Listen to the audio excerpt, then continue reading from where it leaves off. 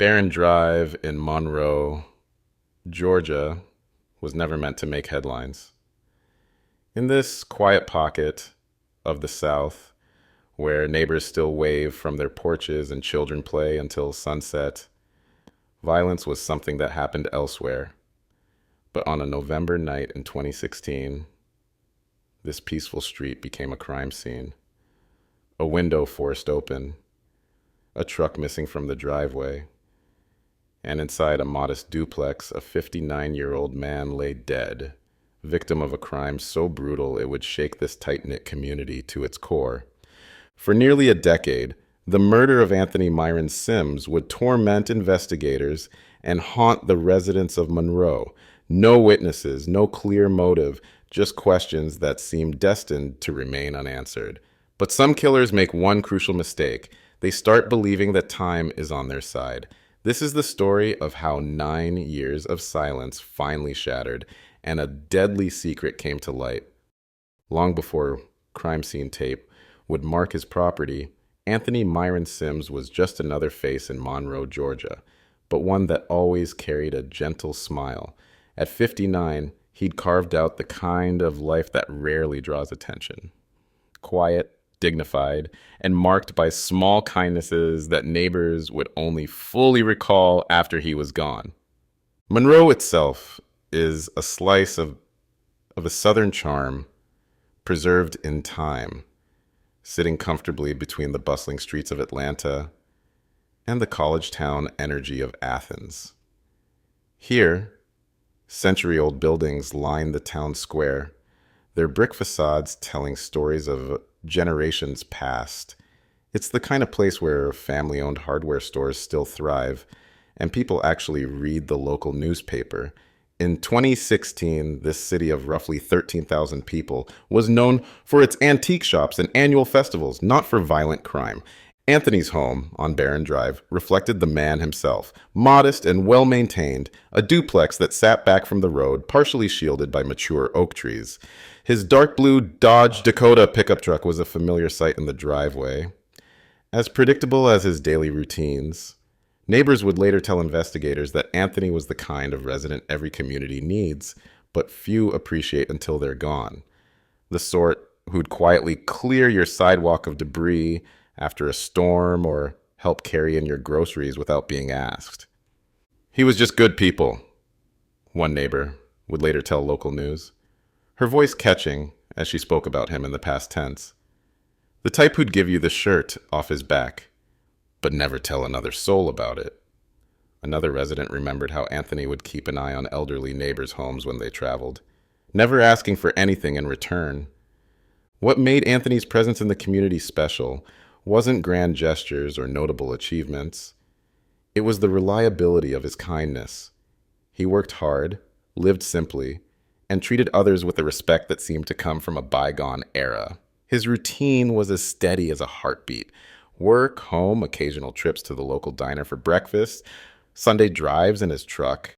Those who knew him couldn't recall Anthony having any enemies. He wasn't involved in anything suspicious, didn't run with any dangerous crowds, and kept his personal life private but not secretive. The very qualities that made him a valued neighbor, his predictability, his trustworthiness, his solitary nature, would later become crucial details in understanding both why he was targeted and how his killer thought they could get away with it.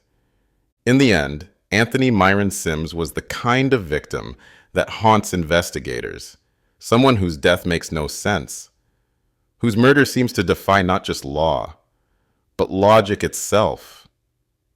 His life was a testament to quiet dignity, making the violence that ended it all the more shocking. The morning of November 19th, 2016, broke like any other in Monroe, Georgia. No one on Barren Drive noticed anything amiss until late afternoon, when a neighbor realized they hadn't seen Anthony's familiar dark blue Dodge Dakota in its usual spot. The truck's absence wasn't cause for immediate alarm. After all, Anthony was known to take weekend drives. But something felt different this time. As evening approached, the same neighbor noticed Anthony's porch light hadn't clicked on, a break in his clockwork routine. Concerned, they walked over to check on him. What they found would forever change the peaceful fabric of their community. A window at the back of Anthony's duplex had been forced open, the frame splintered and glass shattered. Inside, the scene was devastating.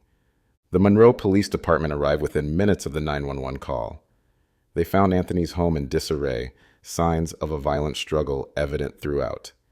In the living room lay Anthony's body, the victim of what investigators would later describe as a brutal and senseless attack. The medical examiner would determine he had died from multiple traumatic injuries. Those specific details were kept confidential to protect the integrity of the investigation.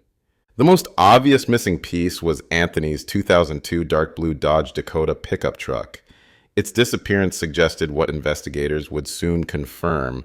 This wasn't just a random act of violence. The killer had specifically targeted Anthony's home, likely waiting for the right moment to strike. The forced entry through the back window, away from street view, pointed to premeditation. This wasn't a crime of passion or opportunity. Someone had planned this. As crime scene technicians processed the scene under bright floodlights that November night, neighbors gathered in small groups on their front lawns, watching in disbelief. Children were hurried inside, doors were double-checked, and a community's sense of security began to crumble. Monroe hadn't seen a murder this brutal in years, and certainly not one involving someone as well regarded as Anthony Sims. The responding officers knew immediately this was no ordinary burglary gone wrong. The level of violence used against Anthony suggested something more personal, yet nothing in his background indicated why anyone would want to harm him. His wallet was found untouched. Valuable items remained in place. Only the truck was missing. It was a detail that would perplex investigators for years to come. Why take a life for a used pickup truck? As word spread through Monroe that night, the reality began to sink in. Anthony Myron Sims, neighbor, friend, quiet presence, was gone. And somewhere out there, his killer was driving away in a dark blue Dodge Dakota, leaving behind a community forever changed and a mystery that would take nearly a decade to unravel. As dawn broke the day after Anthony's murder, the Monroe Police Department and Georgia Bureau of Investigation, GBI, launched what would become one of their most challenging investigations. Yellow crime scene tape still fluttered around Anthony's duplex as forensics teams worked methodically through every inch of the property, knowing these initial hours were crucial. Inside the home, investigators faced a complex scene. Blood spatter analysis suggested a violent struggle, indicating Anthony had fought for his life. The forced entry point, that shattered back window, yielded partial fingerprints and trace evidence. Every drawer pulled open, every cabinet door left ajar told the story of someone who had searched the house with purpose. But for what? The GBI's forensics team paid particular attention to the living room, where Anthony's body had been found. They photographed footprints in the carpet, collected fibers, and swabbed surfaces for DNA. The killer had been careless in some ways, perhaps rushed or inexperienced, leaving behind what investigators hoped would one day become crucial evidence. Outside, the driveway sat empty, the missing Dodge Dakota becoming the investigation's most tangible lead. Details of the truck were immediately broadcast across state lines. Dark blue, 2002 Dodge Dakota, Georgia license plate displayed. Minor scratch on driver's side door. Small dent in rear bumper. Door-to-door interviews painted a timeline of Anthony's final day. A neighbor had waved to him that morning as he collected his mail. The local diner confirmed he'd stopped in for his usual breakfast around 9 a.m. Security footage from nearby businesses showed his truck passing through town around noon. After that, the trail went cold. Detective Sarah Martinez, lead investigator on the case, recognized early on that this wasn't a simple robbery gone wrong. The level of violence suggested rage, she would later note in her case files. But everything we learned about Mr. Sims indicated he had no enemies. The contradiction haunted us from day one. The GBI's initial profile suggested they were looking for someone who knew Anthony's routine, was familiar with the neighborhood, had likely watched the house, possessed significant physical strength. may have had criminal experience. As days turned into weeks, investigators pursued every possible angle. They examined Anthony's phone records, tracked his financial transactions, interviewed distant relatives, checked local pawn shops, monitored social media, posted flyers of the missing truck across 3 states. But each lead seemed to evaporate as quickly as it appeared. The stolen truck hadn't triggered any license plate readers. No suspicious transactions appeared on Anthony's accounts. Local security cameras had blind spots at crucial moments. It was as if the killer had slipped through the cracks of modern surveillance, leaving investigators with more questions than answers. The press conferences became increasingly frustrated affairs. The police chief faced difficult questions from reporters. Was the community safe? Could this happen again? Was there a killer walking among them? All they could say was that they were following every lead. But the truth was becoming clear. This case wasn't going to be solved quickly. By the 1-month mark, the investigation had generated hundreds of pages of reports, but no clear suspect. The killer's identity remained as elusive as the missing truck, and the quiet community of Monroe was learning a harsh lesson about how quickly violence can shatter their sense of security. Days blurred into weeks, weeks into months, and Anthony Sims' case slowly began its descent into the cold case files. The initial flurry of activity, the media coverage, the constant police presence, the stream of tips, gradually diminished. By early 2017, the once bustling investigation had been reduced to a thick manila folder in Detective Martinez's filing cabinet, though she never truly set it aside. The case's transition from active to cold wasn't a single moment, but a gradual fade, like a photograph losing its clarity over time. Investigators found themselves hitting the same walls repeatedly. The missing truck hadn't surfaced in any impound lots or chop shops. Security footage from nearby businesses had been overwritten. Witness memories were becoming less reliable with each passing interview. DNA evidence collected from the scene hadn't matched any profiles in criminal databases. Fingerprints from the broken window remained unidentified. For Anthony's neighbors on Barron Drive, life attempted to return to normal, but subtle changes revealed lasting trauma. Porch lights now burned through the night. Security system signs sprouted in front yards like strange flowers. Parents no longer let their children play outside after dusk. The community's trust had been fractured in ways that wouldn't easily heal. Local media outlets marked the first anniversary of Anthony's death with solemn retrospectives. 1 year later, Monroe murder remains unsolved, read the Monroe Tribune's headline. The story beneath painted a portrait of a community still searching for answers, still jumping at unexpected noises in the night. Detective Martinez gave interviews, her voice steady, but her eyes betraying frustration as she urged anyone with information to come forward. The GBI maintained the case file in their active cold case database, periodically running evidence through updated systems as new technology emerged.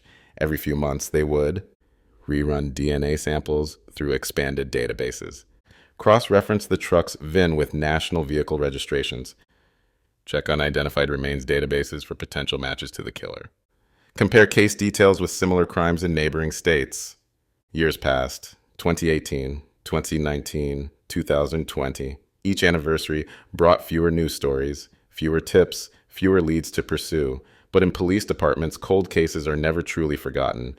They live in the minds of investigators who carry the weight of unsolved mysteries. Detective Martinez kept Anthony's case file within reach, often reviewing it during quiet moments, convinced that something had been missed. The case served as a somber reminder of how quickly violence can shatter the illusion of safety in a small community. Monroe's residents learned to live with unresolved questions, but they never forgot. Anthony's empty duplex stood as a silent testament to loss, even after new tenants moved in. His absence was felt in small ways. No more friendly waves from the driveway. No more quiet acts of neighborly kindness. By 2023, many had resigned themselves to the possibility that Anthony's murder might never be solved. Cold cases, especially those with limited physical evidence, often remain mysteries, but sometimes fate, or perhaps justice, has other plans. And in the background, unseen and unknown to all, the pieces of a puzzle were slowly shifting into place. In late 2024, as autumn painted Monroe's streets with fallen leaves, the Anthony Sims case file landed on a new desk. The GBI's cold case unit had begun implementing advanced forensic techniques, and something about Anthony's case caught their attention. What exactly triggered this renewed interest remains part of the investigation's confidential details, but it marked the beginning of the end for a killer who thought time had granted them immunity. The fresh investigation brought new eyes and new tools to old evidence. Items that had seemed insignificant in 2016 now held potential that hadn't existed before. The GBI's forensics lab, equipped with technology that would have seemed like science fiction during the original investigation, began reprocessing evidence that had sat in storage for nearly 8 years. Detective Martinez, who had never fully let go of the case, received a call that made her hands shake as she took notes. The lab had found something that changed everything. While the exact nature of this breakthrough remained sealed in court documents, its impact was immediate. The investigation, dormant for so long, suddenly sparked to life. Teams were reassembled. Witnesses were re-interviewed, their memories jogged by specific questions that hadn't been asked before. The missing Dodge Dakota, long presumed destroyed, took on new significance. Investigators began tracking its last known movements with fresh purpose, armed with information they hadn't possessed in 2016. Behind closed doors, a task force worked around the clock. They pieced together new forensic findings, previously overlooked connections, updated witness statements, digital records that hadn't existed during the original investigation. The breakthrough generated a flurry of activity within law enforcement circles, though the public remained unaware. Surveillance teams were deployed, search warrants were quietly prepared. The net was closing, but investigators had learned from experience the importance of patience. They needed their case to be ironclad. As 24 drew to a close, the investigation reached a critical phase. Multiple agencies coordinated their efforts, knowing they had one chance to get this right. After 8 years, they couldn't risk their suspects slipping away. The element of surprise would be crucial. The pieces of the puzzle were finally falling into place. What had seemed like an unsolvable mystery was about to reach its resolution. For Detective Martinez and her team, the sleepless nights and endless case reviews were about to pay off. For Monroe's residents, answers were coming. And for Anthony Sims, justice was finally within reach. The quiet streets of Monroe had no way of knowing, but the longest chapter of this story was about to end. The next dawn would bring revelations that would stun the community and prove that no matter how much time passes, some secrets can't stay buried forever. In early 2025, on a crisp winter morning in North Carolina, law enforcement vehicles silently surrounded a residential neighborhood. After nearly 9 years of silence, Anthony Sims' case was about to reach its climactic end. The target, 29-year-old Kwamel Lamont Sanders, a man who had built a new life, thinking he'd outrun his past. The arrest was swift and methodical. Sanders, who had been just 20 years old when Anthony was murdered, showed no resistance. As officers led him away in handcuffs, neighbors watched in shock. None of them knowing the quiet man in their midst was suspected of a brutal murder that had haunted a Georgia town for nearly a decade. News of the arrest exploded across Monroe like a thunderclap. The charges were announced in a crowded press conference. Malice murder, aggravated assault, theft by taking. Standing at the podium, Detective Martinez's voice remained steady as she delivered the news many had stopped hoping to hear. Today, we can finally tell the community of Monroe that Anthony Sims' killer is in custody. The room erupted with questions, but investigators kept many details close to their vest, mindful of the upcoming prosecution. The evidence that led to Sanders' arrest remains largely sealed in court documents, protected to ensure a fair trial. But sources close to the investigation revealed that advanced forensic techniques, unavailable in 2016, had played a crucial role in cracking the case. The missing Dodge Dakota, which had never been recovered, proved to be an important piece of the puzzle, though exactly How remains part of the prosecution's closely guarded strategy. For Monroe's residents, particularly those on Barron Drive, the arrest brought a complex mix of emotions: relief tinged with renewed grief, closure shadowed by the weight of years lost. The community that had lived under the shadow of an unsolved murder could finally begin to heal. As Sanders awaits trial in Walton County, the question that haunted investigators for 9 years, who killed Anthony Sims, has been answered.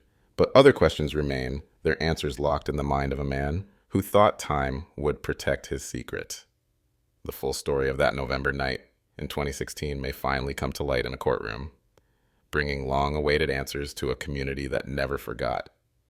What do you think drove someone to target Anthony Sims that night?